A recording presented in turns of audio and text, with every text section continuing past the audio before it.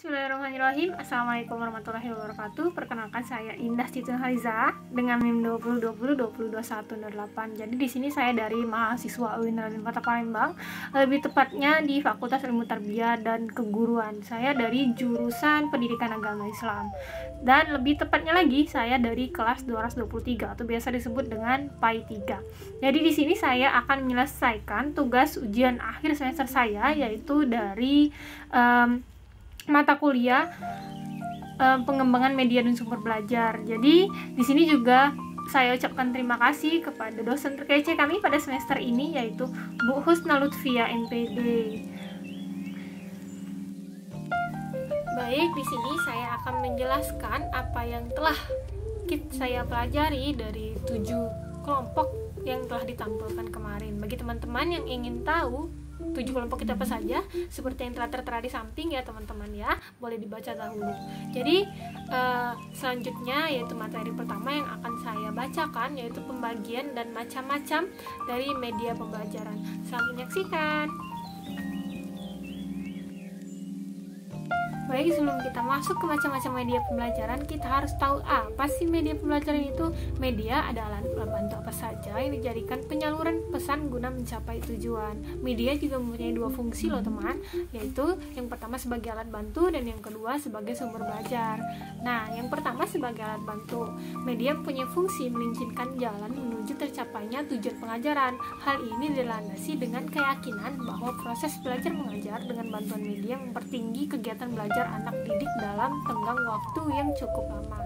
Terus yang kedua sebagai sumber belajar. Udin Saparudin dan Winata Putra pada tahun 99 mengelompokkan sumber-sumber belajar menjadi 5 kategori, yaitu manusia, perpustakaan, media massa, alam lingkungan, dan media pendidikan. Karena itu sumber belajar adalah sebagai segala sesuatu yang dipergunakan sebagai tempat di mana bahan pengajaran terdapat atau asal untuk belajar seseorang. Oke, kita masuk ke macam-macam media pembelajaran. Jadi media pembelajaran itu bisa kita lihat dari 4 macam, yaitu dari sifatnya, yang kedua dari daya liputnya, yang ketiga bahan pembuatannya, dan yang keempat dari teknik pemakaiannya. Jadi yang pertama kita akan lihat dari sifatnya dahulu, oke? Baik, jika kita lihat dari sifatnya, yaitu ada 3 jenis. Yang pertama yaitu media auditif, yaitu media yang hanya dapat didengar saja atau media yang hanya memiliki unsur suara. Terus seperti radio, tape recorder, dan lainnya.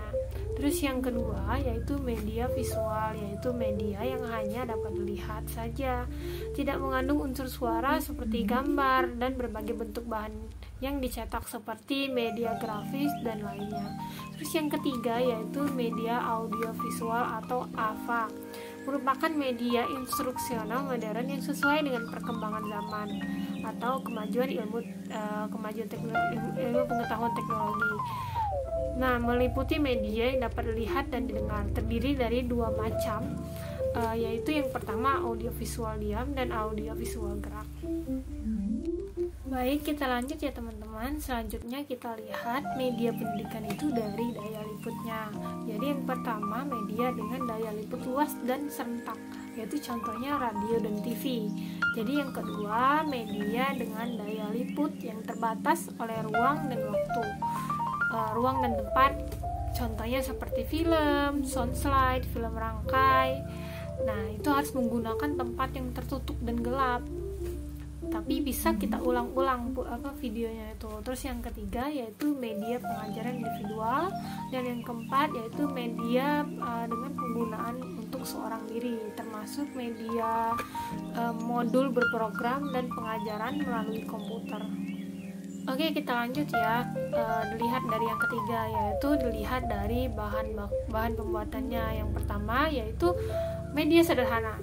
Media ini bahan dasarnya mudah diperoleh dan harganya murah. Cara pembuatannya mudah dan penggunaannya juga tidak sulit. Dan yang kedua yaitu media kompleks, yaitu media ini alat dan bahan bakunya sulit diperoleh serta mahal harganya, sulit membuatnya, dan penggunaannya memerlukan keterampilan yang memadai. Oke, karena materi 1 sudah selesai, maka kita akan menjelaskan lanjut materi yang kedua ya, yaitu tentang produksi media pendidikan berupa gambar dan akademik. Apa pengertian produksi media pendidikan? Produksi media pendidikan itu upaya yang kita lakukan untuk membuat media atau alat bantu yang berupa gambar. Jadi ada macam-macam loh teman-teman, yaitu yang pertama bagan. Bagan itu gambar dari suatu diagram agar kita bisa mengetahui suatu info jumlah dari suatu perkembangan, entah itu orang, lembaga atau yang lainnya. Terus yang kedua yaitu grafik atau gambar sederhana yang disusun dengan prinsip matematika dengan penggunaan angka-angka dan keterangan yang singkat. Terus yang ketiga yaitu diagram, gambar susunan garis-garis menyerupai peta. Lanjut yang keempat yaitu poster, yaitu gabungan gambar dan tulisan berisi suatu info. Yang kelima karikatur atau kartun, gambar yang tidak sengaja dicoret atau dicoret secara spontan. Bedanya dengan poster yaitu isi karikatur lebih kritis dan politisi. Yang keenam yaitu media gambar atau foto, media reproduksi bentuk asli dari dalam 2 dimensi. Kita masuk ke kelebihan dan kekurangannya. Jadi ada beberapa kelebihannya, yaitu yang pertama lebih konkret dan lebih realistis dalam memunculkan pokok masalah jika dibanding dengan bahasa verbal. Dan yang kedua yaitu dapat mengatasi ruang dan waktu. Yang ketiga yaitu dapat mengatasi keterbatasan mata. Dan yang terakhir yaitu memperjelas bidang apa saja dan dapat digunakan untuk semua orang tanpa memandang umur. Kita lanjut ke kekurangannya ya, yaitu yang pertama penghayatan tentang materi kurang sempurna karena media gambar hanya menampilkan persepsi indera mata yang tidak cukup kuat untuk menggerakkan seluruh kepribadian manusia, sehingga materi yang akan dibahas itu kurang sempurna. Terus lanjut yang kedua yaitu tidak meratanya penggunaan foto tersebut bagi anak-anak dan kurang efektif dalam penglihatan. Oke, kita masuk ke jenis-jenis media gambar. Yang pertama ada foto dokumentasi, yaitu gambar yang punya nilai sejarah bagi individu maupun masyarakat. Yang kedua yaitu foto aktual, yaitu gambar yang menjelaskan sesuatu kejadian yang meliputi berbagai aspek kehidupan, misalnya gempa, topan, dan sebagainya. Terus yang ketiga foto pemandangan, yaitu gambar yang melukiskan pemandangan suatu daerah atau lokasi. Loncat gitu ya. Lanjut ya. Yang keempat foto iklan atau reklame, yaitu gambar yang digunakan untuk mempengaruhi orang atau masyarakat agar menjadi konsumen dari suatu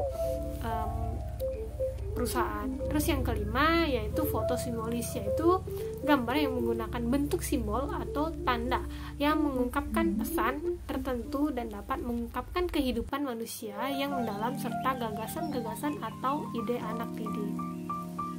Oke, kita masuk ke materi yang ketiga ya, yaitu produksi media pendidikan berupa yang bersifat elektronik.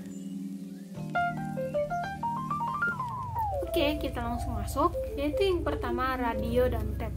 Penggunaan media audio dalam pembelajaran sudah cukup lama dilakukan. Hal ini disebabkan karena dalam komunikasi sehari-hari pemanfaatan audio menjadi bagian penting.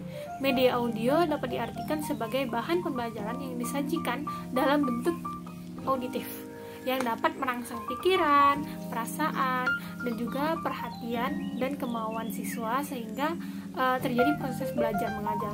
Terus yang kedua, komputer.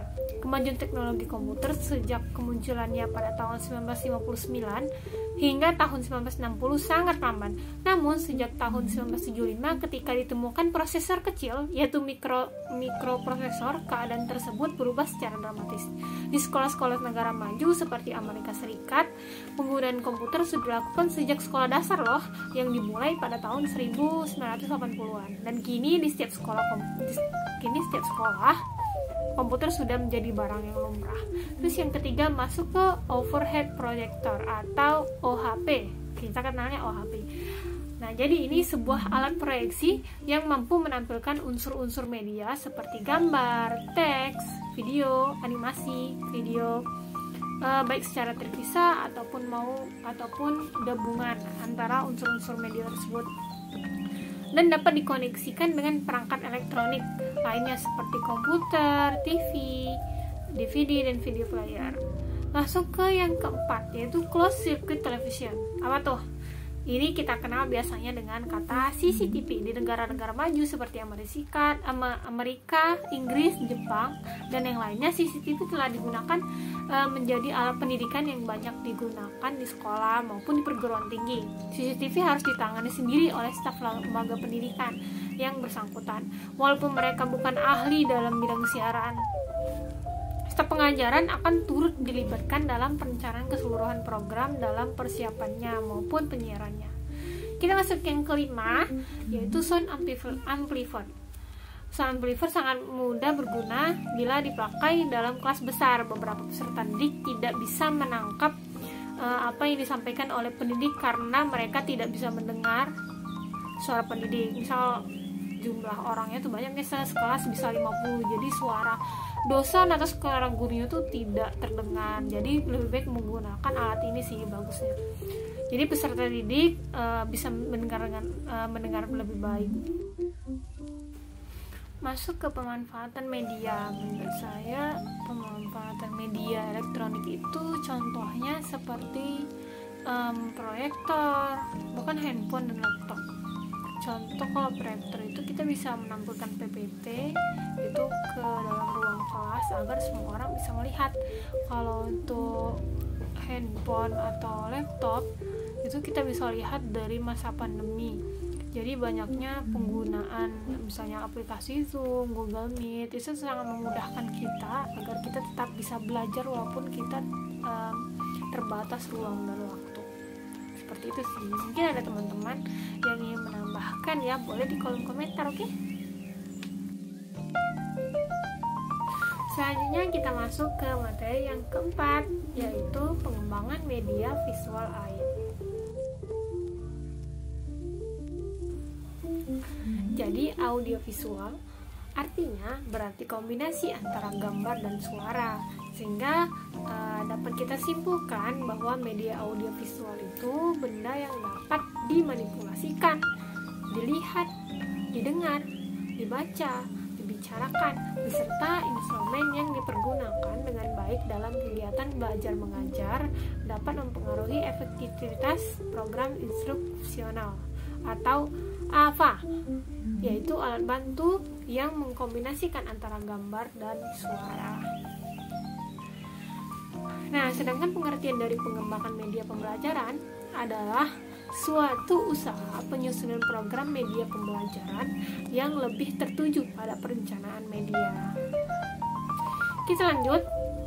Ada beberapa ciri utama dari teknologi media audiovisual, yaitu yang pertama bersifat linier, yang kedua menyajikan visual yang dinamis atau selalu berubah dan bergerak, yang ketiga representasi fisik dari sebuah gagasan yang real dan abstrak, yang keempat diterapkan dengan cara yang telah digunakan oleh perancang sebelumnya, yang kelima dikembangkan berdasarkan pada prinsip psikologis kognitif dan behaviorisme, dan yang keenam biasanya berorientasi pada guru dengan tingkat perlibatan interaktif murid yang rendah. Jadi itulah ciri-cirinya. Baik, kita masuk ke bagiannya. Di sebelah saya sudah saya tampilkan ya teman-teman, bisa dilihat dan dibaca sendiri saja ya. Kalau kecepatan boleh banget di pause. Oke, selamat baca. Oke, kita masuk ke pengembangannya. Jadi pada pembahasan tadi telah dibahas mengenai apa itu media audio visual, ciri-ciri pembagian media tersebut, dan manfaatnya. Seiring teknologi yang semakin berkembang untuk menyampaikan suatu bahan pembelajaran, sudah jarang sekali menggunakan media-media seperti yang telah disebutkan tadi. Saat ini, para penyampai pembelajaran tidak hanya menggunakan media yang bersifat formal, tetapi terkadang menggunakan suatu contoh yang nyata yang dikemas dalam sebuah rekaman film. Selain memanfaatkan film sebagai media belajar, pendidik juga dapat memanfaatkan internet untuk mengakses beberapa informasi yang tidak ditemukan pada buku pelajaran yang dijadikan referensi. Dengan internet, kita bisa mengetahui keadaan dunia luar yang tidak terjangkau oleh kaki kita. Akses informasi bisa memicu peningkatan kualitas hidup masyarakat, khususnya mereka yang bermukim di pelosok-pelosok daerah. Nah, kita lanjut ke kelebihan dan kekurangan audiovisual.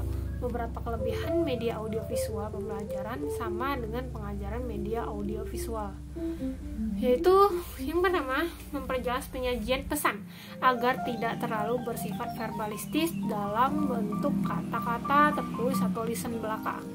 Yang kedua, mengatasi perbatasan ruang, waktu, dan daya indera, seperti objek yang terlalu besar digantikan dengan realitas gambar, film, bingkai. Yang kedua, objek yang kecil dibantu dengan proyektor mikro, film bingkai, film dan atau gambar. Yang ketiga, gerak yang terlalu lambat atau terlalu cepat dapat dibantu dengan time-lapse atau high speed fotografi.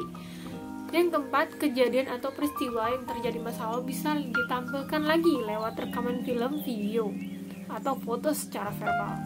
Yang kelima, objek yang terlalu kompleks atau mesin-mesin dapat disajikan dengan model diagram. Yang keenam, konsep yang terlalu luas seperti gunung berapi, gempa bumi, iklim dapat divisualisasikan dalam bentuk film, gambar.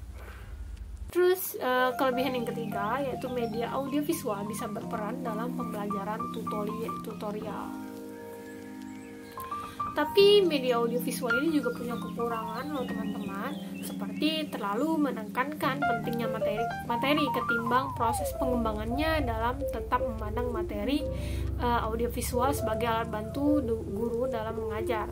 Yang kedua, terlalu menekankan pada penguasaan materi daripada proses pengembangannya dan tetap memandang materi audiovisual sebagai alat bantu guru dalam proses pelajaran media yang berorientasi pada guru yang sebenarnya. Yang ketiga, media audiovisual cenderung menggunakan model komunikasi satu arah. Yang keempat, media audiovisual tidak dapat digunakan di mana saja dan kapan saja karena media audiovisual cenderung tetap di tempat. Itulah kekurangan dari media audiovisual.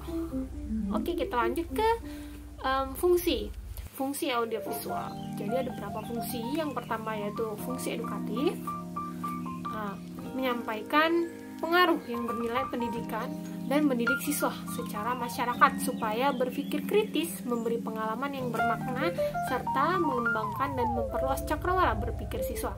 Yang kedua, fungsi sosial, menyampaikan informasi otentik pada bidang kehidupan dan juga konsep yang sama pada setiap orang agar bisa memperluas pergaulan, pengenalan, dan pemahaman mengenai orang dan adat istiadat secara bergaul.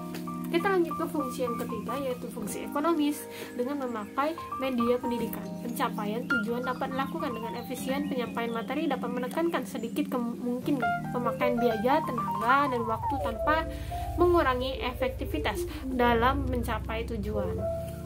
Kita masuk fungsi yang keempat yaitu fungsi budaya, memberikan perubahan dalam segi kehidupan manusia, dapat mewariskan serta meneruskan unsur-unsur budaya dan seni yang ada dalam masyarakat. Itulah fungsi-fungsinya tadi. Baiklah, selanjutnya kita masuk materi yang kelima guys, yaitu masuk sejarah media cetak dan audiovisual. Baiklah, yang pertama adalah sejarah media cetak. Media cetak merupakan media tertua yang ada di muka bumi. Media cetak berawal dari media yang disebut dengan Agnadiuna dan Agnasenatus di Kerajaan Romawi. Kemudian berkembang pesat setelah Johannes Gutenberg menemukan mesin cetak, hingga kini sudah beragam bentuknya seperti surat kabar, tabloid, dan majalah. Media cetak adalah segala barang cetak yang digunakan sebagai sarana penyampaian pesan seperti yang sudah disebutkan sebelumnya. Macam-macam media cetak pada umumnya. Sejarah media modern berawal dari buku cetak. Meskipun pada awalnya upaya pencetakan buku hanyalah merupakan upaya penggunaan alat teknik untuk memproduksi teks yang sama atau hampir sama yang telah disalin dalam jumlah yang besar. Namun upaya tentu saja masih disebut semacam revolusi lambat laun berkembang. Buku cetak mengalami perubahan dalam segi isi, semakin bersifat sekuler dan praktis. Kemudian semakin banyak pula karya populer khususnya dalam wujud brosur dan pamflet politik dan agama yang ditulis dalam bahasa daerah yang ikut berperan dalam proses transformasi abad pertengahan. Jadi pada masa terjadi revolusi dalam masyarakat, buku pun memainkan peran yang tidak dapat dipisahkan dari proses revolusi itu sendiri. Salah satu bentuk hasil dari media cetak adalah surat kabar. Nah, surat kabar. Yang pertama surat kabar. Surat kabar penerbitannya ringan, mudah dibuang. Biasanya dicetak pada kertas yang berbiar rendah gitu, seperti koran. Surat kabar awalnya berkembang di Eropa, khususnya Inggris dan Amerika Utara. Pada awalnya surat kabar hanya diperuntukkan untuk kaum elit dan terpelajar. Pada tahun 1830 surat kabar sudah mewabah ke New York. Ini adalah salah satu kejayaan surat kabar yang akhirnya mewabah ke seluruh pelosok dunia. Sejarah perkembangan surat kabar serta majalah dapat dipaparkan sebagai serangkaian perjuangan kemajuan dan pengulangan yang mengarah ke iklim kebebasan, atau bisa juga dilihat sebagai kelanjutan dari sejarah kemajuan ekonomi dan teknologi. Unsur-unsur dalam sejarah pers yang mempengaruhi batasan surat kabar dan majalah modern akan disajikan pada paragraf-paragraf selanjutnya. Penemu pertama media cetak adalah Johannes Gutenberg pada tahun 1445, terutama di negara Eropa. Lanjutan dari perkembangan awal media cetak adalah di mana perkembangan teknologi yang belum berkembang, yaitu media cetak dibuat memakai mesin tik untuk membuat suatu iklan produk, sedangkan gambar-gambar atau animasi memperbagus iklan produk itu dibuat secara manual dengan menggunakan pena. Tanda-tanda perkembangan media cetak adalah melek huruf atau kemampuan untuk baca tulis. Memang melek huruf ini adalah kondisi yang dipunyai oleh kaum elit. Bahasa yang berkembang hanya beberapa bahasa pokok. Bahasa Latin misalnya, perkembangan pendidikan pada abad ke-14 juga mendorong perkembangan orang yang melek huruf. Adapun bagian-bagian dari media cetak yang umum dijumpai, yaitu yang pertama surat kabar atau koran. Surat kabar dikatakan sebagai media massa tertua sebelum ditemukan film, radio, dan TV. Surat kabar memiliki keterbatasan karena hanya bisa dinikmati oleh orang-orang yang melek huruf serta lebih banyak disenangi oleh orang tua daripada kaum remaja dan anak-anak. Surat kabar tidak terikat dengan waktu. Pembaca dapat kembali kepada materi atau naskah yang pernah dibacakan untuk menguatkan ingatannya dan dapat menikmati suatu keputusan yang pernah dinikmatinya terdahulu. Selain itu juga dapat mengembangkan suatu topik dengan luas dan lebih baik. Adapun karakteristik surat kabar yaitu prioritas, publisitas, universalitas, dan terdokumentasikan. Terus kita lanjut ke majalah. Majalah adalah salah satu media cetak digunakan untuk menghasilkan gagasan fitur dan publisitas gambar dan untuk bahan referensi di masa mendatang. Dalam satu majalah terdapat banyak elemen-elemen grafis seperti gambar, tipografi, warna, dan ilustrasi, dan elemen-elemen lainnya yang disebut perindah isi majalah dan menarik perhatian para konsumen untuk membaca sebuah majalah. Majalah tersebut tentu disesuaikan dengan karakter dan gaya bahasa target audiensnya, begitu pula dengan gaya desain dan tampilan majalah. Begitu guys. Baiklah, kita masuk ke kelebihan dan kekurangan media cetak. Yang pertama kita masuk ke kelebihannya terlebih dahulu ya. Media cetak secara umum dibandingkan dengan media elektronik terletak dari daya tahan informasi. Dari berbagai jenis media massa, media cetak memiliki kelebihan yang tidak dimiliki oleh media lain. Hasil cetakan tersebut permanen, bisa disimpan sehingga pembaca bisa mengulangi sampai mengerti isi pesan yang disampaikan tanpa harus ada biaya tambahan. Selain itu, halaman media cetak menurut Mondri bisa terus ditambah seandainya diperlukan. Kekurangan media cetak adalah kita lanjut ke kekurangan media cetak, yaitu satu, lambat, yang kedua tidak langsung, yang ketiga jauh, dan yang keempat tidak fleksibel. Kita masuk ke kekurangan dan ke kelebihan media audiovisual, yaitu yang pertama kita masuk ke kelebihannya dahulu. Yang pertama, membuahkan hasil belajar lebih baik karena semakin banyak alat indera yang digunakan. Terus yang kedua, siswa akan lebih belajar lebih banyak daripada jika materi pelajaran disajikan hanya dengan stimulus dengar saja atau dengan stimulus pandang saja. Kita masuk ke kelemahan audiovisual, yaitu yang pertama terlalu menekankan pentingnya materi daripada pengembangannya. Yang kedua, tetap memandang materi audiovisual sebagai alat bantu guru dalam mengajar, sehingga keterpaduan antara bahan dan alat bantu tersebut diabaikan. Dan yang ketiga, perhatian sulit dikuasai partisipasi siswa jika siswa jarang dipraktikkan. Dan yang terakhir, sifat komunikasinya hanya satu arah dan harus diimbangi dengan mencarian umpan balik. Baiklah, selanjutnya kita akan masuk ke materi yang ke-6, yaitu tentang media audio dalam mata pelajaran PAI. Jadi media audio ini apa sih? Media audio itu media yang isi pesannya hanya diterima melalui indera pendengaran saja. Terus kita masuk ke jenis-jenis media audio. Yang pertama yaitu rekaman pendidikan. Istilah asing dari alat ini adalah recording, yakni alat audio yang tidak diikuti dengan visual. Melalui alat ini kita dapat mendengar cerita, pidato, musik, sajak, pengajian, dan lain-lain. Yang kedua, radio pendidikan adalah radio ini adalah alat elektronik yang muncul dari hasil teknologi komunikasi. Melalui alat ini kita dapat mendengarkan siaran dari berbagai penjuru dan peristiwa. Radio pendidikan biasanya tidak dipergunakan penuh langsung untuk tujuan pendidikan. Dan yang terakhir yaitu tape recorder. Alat ini sudah masyarakat. Alat ini sudah sangat serasi untuk digunakan dalam pelajaran bahasa. Keuntungan penggunaan alat ini antara lain murid dapat mendengarkan kembali apa yang dibacanya.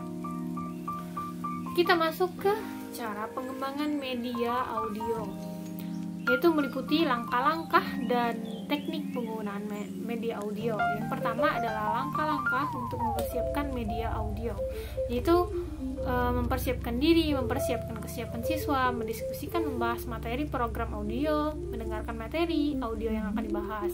Yang kedua yaitu teknik rekaman, diantaranya yaitu yang pertama, kelas harus dibawa ke arah belajar mendengarkan rekaman secara aktif.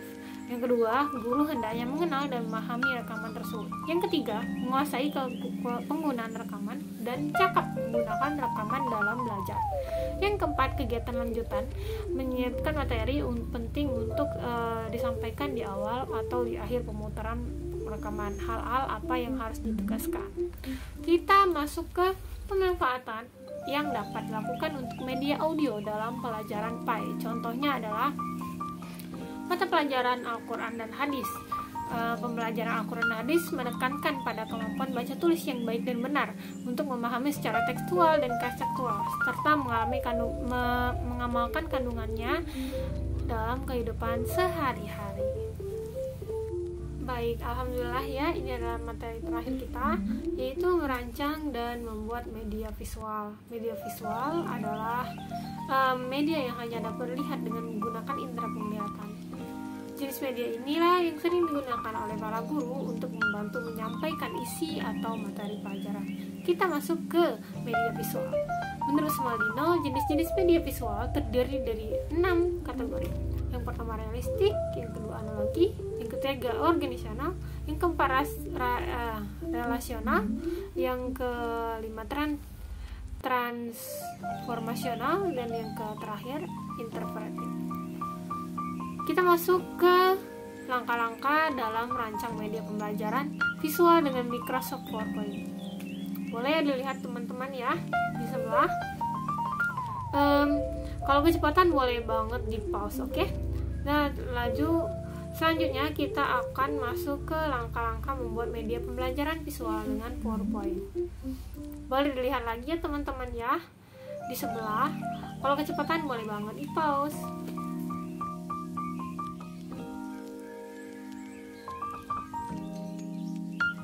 Baik, itu saja yang dapat saya sampaikan. Lebih dan kurangnya saya mohon maaf, dan kepada Bu Husna saya ucapkan terima kasih selama 1 semester ini telah menjadi dosen yang baik dan asik banget.